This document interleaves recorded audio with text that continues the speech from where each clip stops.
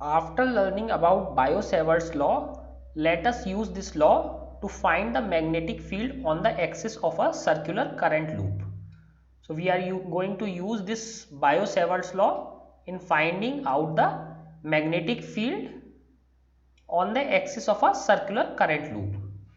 So here we can see there is a circular loop. There is a current carrying circular loop. So this is only one loop. This is only a single loop. Here the radius of the loop is r. O is the center of this loop and we want this magnetic field at a point P. So let us see this figure once again. So there is a circular loop. This is our circular loop and current is going in this direction. The loop is in this YZ plane. This is Z, this is Y. So the loop is in YZ plane and its axis is X axis. This is the axis of this circular loop.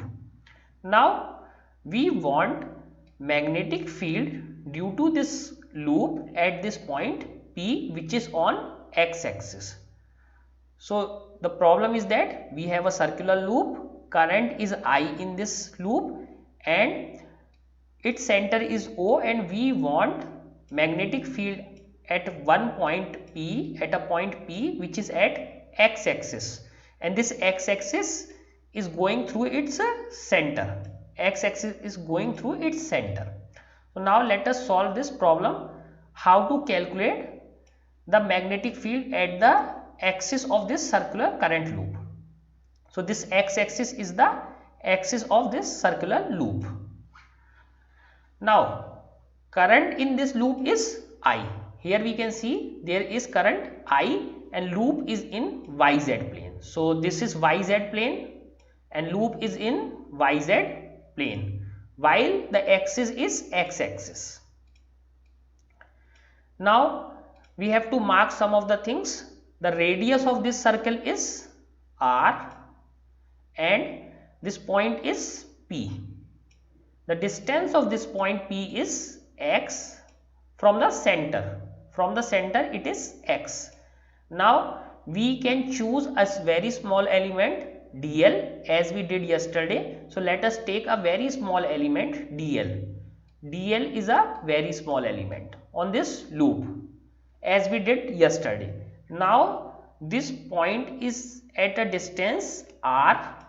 This is again a vector quantity, vector r from this dl point. So now these are some of the quantities, and now we want magnetic field at this point P. So let us see. So radius is r, loop is in YZ plane, current is I and P is on the axis where we want this magnetic field.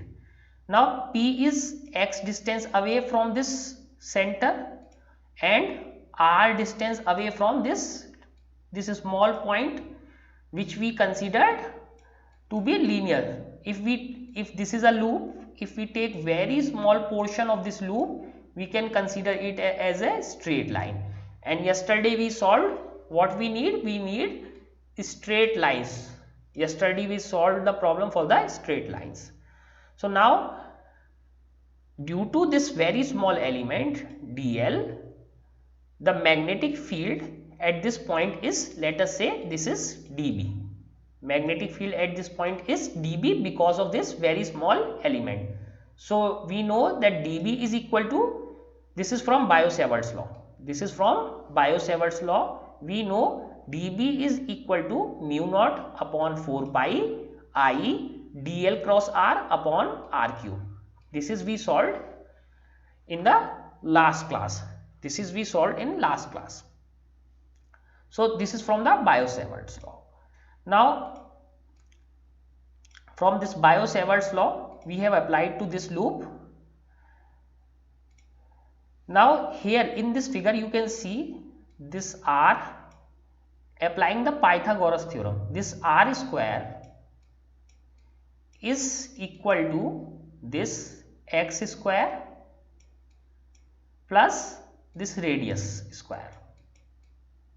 This is from Pythagoras square, and since this is a square, let me remove this vector quantity. So r square is x square plus r square. This is from the Pythagoras theorem. Further, any element on the loop will be perpendicular to the displacement vector from the element of the axial point. So what is the meaning of this? Let us see what is the meaning of this line. So here we can see this is the very small element dl, and since this whole loop is in this yz plane, this is in yz plane, and you can see this r is in xy plane. So what we can see, both these are at 90 degree. These planes are at 90 degree.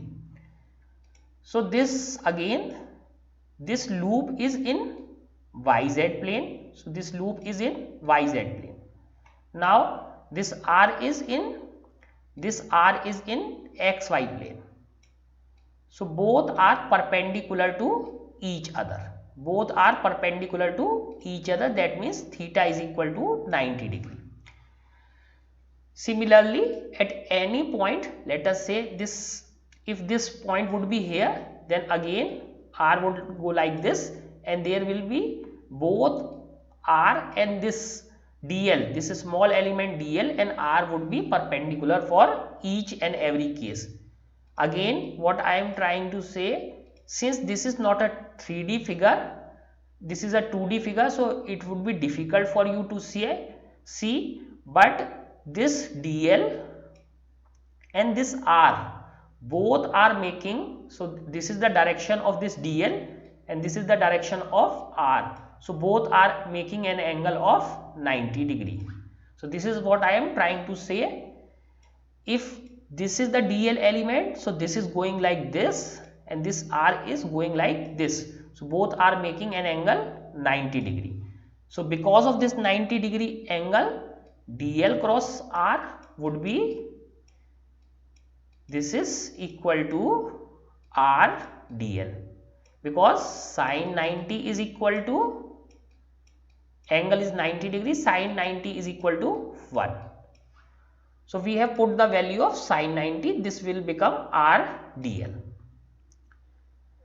because this is going like in this direction, this is going like this and r is going like this, so both have a direction or an angle of 90 degree. Now putting these values, so here they have shown dl cross r is r dl, and again they have taken this mod. Here also they have taken mod, because this dB is not a vector quantity, this dB is normal dB, because B is not written in bold. So this is only the magnitude. So now let us put the value of this dl cross r, which is equal to r dl. So mu naught upon 4 pi I is here, r dl. So 1 r is cancelled out from this.